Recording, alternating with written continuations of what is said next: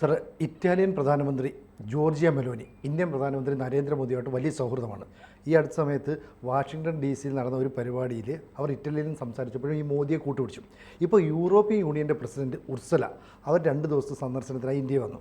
അപ്പം മോദിയും ഉർസലയും തമ്മിലും ദൃഢമായൊരു ബന്ധം. അപ്പോൾ ശരിക്കും ലോക രാജ്യങ്ങളെല്ലാം തന്നെ മോദിയുടെ ഈ നയതന്ത്ര നിലപാടുകളെ പ്രശംസിക്കുകയല്ലേ? അതെ, സത്യത്തിൽ നമ്മൾ നോക്കുമ്പോൾ ഈ മെലോണിയുടെയും ഉർസുലയുടെയൊക്കെ പെരുമാറ്റവും ആദരവുമൊക്കെ, മോദിയോടുള്ള ആദരവുമൊക്കെ കാണുമ്പോൾ ഒരു എന്താ പറയുക, ഒരു പിതൃസ്വരൂപം പോലെ അല്ലേ? അതെ, ഒരു നന്മ ഉള്ള ഒരു കാരണവരെ പോലെ അവർ കരുതുന്നതായിട്ട് നമുക്ക് തോന്നും. കാരണം ഉർസുല ഇന്ത്യയിൽ ഇറങ്ങുമ്പോൾ തന്നെ ഒരു പോസ്റ്റ് ഇട്ടിരുന്നു, നമുക്ക് വിശ്വാസമുള്ള സുഹൃത്തുക്കളെയാണ് ആവശ്യമുള്ളത്. അത് അങ്ങനെ ഒരു വശം ഇന്ത്യക്കുണ്ട് എന്നവർ പറഞ്ഞിരുന്നു. നമുക്ക് വിശ്വസിക്കാവുന്ന എന്ന് പറഞ്ഞു കഴിഞ്ഞാൽ രാഷ്ട്രത്തലവനെ വിശ്വസിക്കാൻ കൊള്ളാമെന്നാണല്ലോ ഉദ്ദേശിക്കുന്നത്. അത് കഴിഞ്ഞാണ് ചർച്ചകളൊക്കെ നടന്നത്. ഇപ്പം എന്താണെന്ന് വെച്ച് കഴിഞ്ഞാൽ ആഗോളതലത്തിൽ നമ്മൾ ചർച്ച ചെയ്തതാണ് യൂറോപ്പും അമേരിക്കയും തമ്മിൽ അത്ര സുഖത്തിലല്ല. ഒരു വഴിപിരിയുന്ന പരിപാടി ഇപ്പോൾ ഐക്യരാഷ്ട്ര പ്രമേയത്തിൽ തന്നെ കണ്ടല്ലേ? യുക്രൈൻ യുദ്ധം നിർത്തുന്നത് സംബന്ധിച്ചിട്ടുള്ള പ്രമേയത്തിൽ അമേരിക്ക റഷ്യയുടെ കൂടെയാണ് നിന്നത്, യൂറോപ്പ് യുക്രൈൻ്റെ കൂടെയും. അങ്ങനെ മുമ്പ് അങ്ങനെ അല്ലായിരുന്നു ബൈഡൻ്റെ കാലത്ത്. അപ്പോൾ ആ മാറ്റം വന്നിട്ടുണ്ട്. മാത്രമല്ല, കഴിഞ്ഞ ദിവസം ട്രംപ് പറഞ്ഞിട്ടുണ്ട് യൂറോപ്യൻ യൂണിയനിൽ നിന്നുള്ള ഇറക്കുമതിക്ക് 25% തീരുവ ഏർപ്പെടുത്തും എന്ന് പറഞ്ഞിട്ടുണ്ട്. അപ്പോൾ ആ സ്വാരസ്യം വളരെ പ്രകടമാണ്. ശത്രു രാജ്യങ്ങൾക്കാണല്ലോ 25% ഏർപ്പെടുത്തിയത്, കാനഡയ്ക്കും മെക്സിക്കോയ്ക്കും. ചൈനയ്ക്ക് 10. ഇപ്പോൾ യൂറോപ്പിനെ ആ ശത്രുക്കളുടെ കൂട്ടത്തിൽ കൂട്ടുന്നു എന്നല്ലേ കരുതേണ്ടത്? 25% ഏർപ്പെടുത്തുകയാണ് തീരുവ എന്ന് പറഞ്ഞു.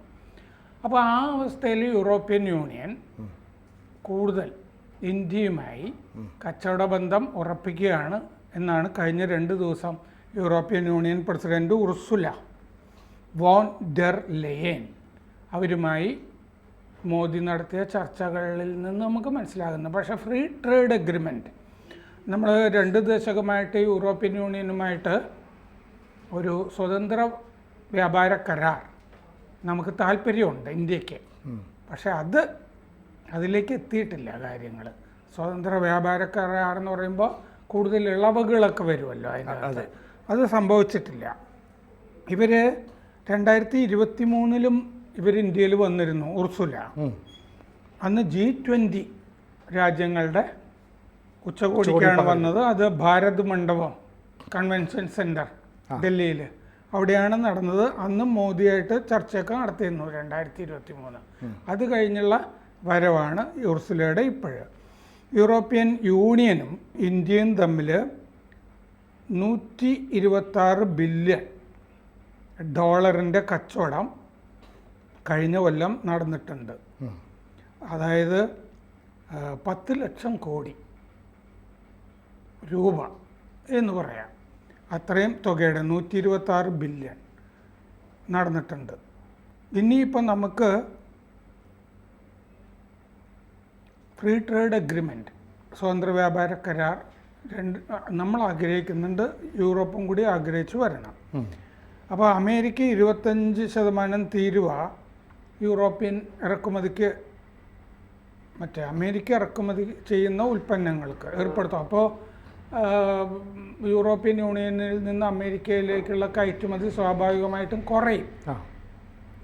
അപ്പോൾ ചൈനയാണെങ്കിൽ ചൈനയുടെ ഒരു എക്സ്പാൻഷൻ പൊളിറ്റിക്സ് ഉണ്ടല്ലോ, കടന്നു കയറൽ, ഒരു കുത്തക, പല രാജ്യങ്ങളിലേക്കും കടന്നു കയറ്റം, കടക്കണിയിൽപ്പെടുത്തുക. അപ്പോൾ ഈ അമേരിക്കയ്ക്കും ചൈനയ്ക്കും എതിരായി ഒരു ശക്തിയെ ഈ മേഖലയിൽ യൂറോപ്യൻ യൂണിയന് ആവശ്യമുണ്ട്, ഇന്ത്യ. അതുകൊണ്ട് അനിവാര്യമാണ്, ഇന്ത്യയുമായിട്ടുള്ള ബന്ധവും അനിവാര്യമാണ്. അപ്പോൾ ഇവർ ഡൽഹിയിൽ കാല് കുത്തുമ്പോൾ എക്സിലിട്ട പോസ്റ്റ്, സംഘർഷകാലത്ത് നമുക്ക് വിശ്വസിക്കാവുന്ന സുഹൃത്തുക്കൾ വേണം, ഇന്ത്യ അതാണ് എന്ന് ഇവർ പോസ്റ്റ് ഇട്ടിരുന്നു ഉർസല. അപ്പോൾ ഈ 126 ബില്യൺ പറഞ്ഞത് 10 ലക്ഷം കോടി കഴിഞ്ഞ ദശകത്തിൽ മൊത്തം നടത്തിയ കച്ചവടം യൂറോപ്യൻ യൂണിയനുമായിട്ട് അതിൽ നിന്ന് 90% കൂടിയിട്ടുണ്ട് ഇപ്പോൾ കച്ചവടം. അതായത് ഒരുപാട് ഇരട്ടിച്ചിട്ടുണ്ട് കച്ചവടം യൂറോപ്യൻ യൂണിയനുമായിട്ട്. 2030 ഇന്ത്യ 3ാമത്തെ ലോകത്തിലെ വലിയ ശക്തിയാവുമല്ലോ. അതെ, ഇപ്പം 5 എന്നൊക്കെ പറയാം, 4 എന്നും പറയാം. അപ്പോൾ 2030 3ാം ശക്തിയാവും എന്നുള്ളത് ലോക രാജ്യങ്ങൾ സാമ്പത്തിക സംഘടനകളും ഒക്കെ, IMF പോലെയൊക്കെ.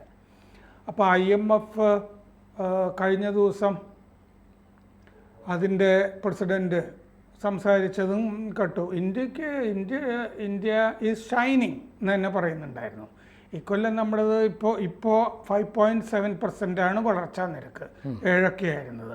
കഴിഞ്ഞ കുറച്ച് വർഷമായിട്ട് ഇത്തിരി കുറയുന്നത് ഇപ്പോഴാണ് 5. അത് അടുത്ത ക്വാർട്ടറിലൊക്കെ മെച്ചമാവാമല്ലോ. അപ്പോൾ യൂറോപ്യൻ യൂണിയന് ഇന്ത്യ വലിയ ഇറക്കുമതി വിപണി ആണ്. ഈ അമേരിക്ക പോകുമ്പോൾ അമേരിക്ക 25% ഏർപ്പെടുത്തിയ അമേരിക്കയെ യൂറോപ്പിന് ആവശ്യമില്ലാതെ വരുമല്ലോ. അപ്പോൾ യൂറോപ്യൻ യൂണിയന് ഇന്ത്യ വലിയ ഇറക്കുമതി വിപണിയാണ്. മറ്റേ ചരക്കിൻ്റെ ഉറവിടമാണ് ഇന്ത്യ. ഓട്ടോമൊബൈൽ, പിന്നെ വൈൻ, പിന്നെ ഈ മറ്റേ മദ്യം, സ്പിരിറ്റ്സ്, അതിനൊക്കെ നല്ല ഒരു വിപണിയാണ് ഇവിടെ. വിദേശ മദ്യം ഒക്കെ ഉണ്ടല്ലോ. അപ്പോൾ യൂറോപ്യൻ യൂണിയന് അങ്ങനെ വിപണിയായിരിക്കുന്നത് കൊണ്ട് ആണ് ഇത് കച്ചവട കരാർ വലുതായിട്ട് ഇപ്പോൾ ഉറപ്പിച്ചിരിക്കുന്നത്. മേക്ക് ഇൻ ഇന്ത്യ എന്ന് പറഞ്ഞ നമ്മുടെ പദ്ധതി ഉണ്ടല്ലോ, അതിന് യൂറോപ്യൻ യൂണിയൻ്റെ നിക്ഷേപം വലിയ തോതിൽ ആവശ്യമുണ്ട് നമ്മുടെ പദ്ധതികൾക്ക്. ചൈനയുമായിട്ടുള്ള ഇന്ത്യയുടെ ആശ്രിതത്വം ഉണ്ടല്ലോ, നമ്മൾ ഒരുപാട് ചൈനീസ് ഉൽപ്പന്നങ്ങൾ ഇറക്കുമതി ചെയ്യുന്നുണ്ട്. അപ്പോൾ ചൈനയുടെ മുകളിലുള്ള നമ്മുടെ ആശ്രിതത്വം കുറയ്ക്കുക നമ്മുടെ മേക്ക് ഇൻ ഇന്ത്യയുടെ പദ്ധതിയുടെ ഭാഗമാണ്. അതും കൂടി ഉദ്ദേശിച്ചിട്ടുണ്ട്. അപ്പോൾ അതിനും ഈ യൂറോപ്പിൻ്റെ നിക്ഷേപം സഹായിക്കും. 2030 യൂറോപ്പിലേക്കുള്ള ഇന്ത്യയുടെ കയറ്റുമതി 2 ട്രില്യൺ ആക്കണം എന്നാണ് ഉദ്ദേശിക്കുന്നത്. വലിയ ലക്ഷ്യങ്ങളാണ് നമുക്കുള്ളത്. 2030 നമ്മൾ 3ാമത്തെ വലിയ ശക്തിയാവുക. ആ സമയത്ത് 2 ട്രില്യൺ ആയിരിക്കണം എന്ന് ഉദ്ദേശിക്കുന്നു. ഇപ്പോൾ 126 ബില്യൺ എന്നുള്ളത്, അതും വലിയ തുക തന്നെ. അപ്പോൾ പിന്നെ രാഷ്ട്രീയമുണ്ട് ഇതിൻ്റെ അകത്ത്. ഇൻഡോ പസഫിക് മേഖലയിൽ ചൈന ഒരു ഭീഷണിയായിട്ടുണ്ട്, സൈബർ ഭീഷണികളുണ്ട്, പിന്നെ മാരിടൈം മറ്റേ ഭീഷണികൾ ഉണ്ട്, കപ്പൽ ഗതാഗതവുമായിട്ട് ബന്ധപ്പെട്ട ഭീഷണികളുമൊക്കെ ഉണ്ട്. യൂറോപ്പിനും ഉണ്ട്, ഇന്ത്യക്കും ഉണ്ട്.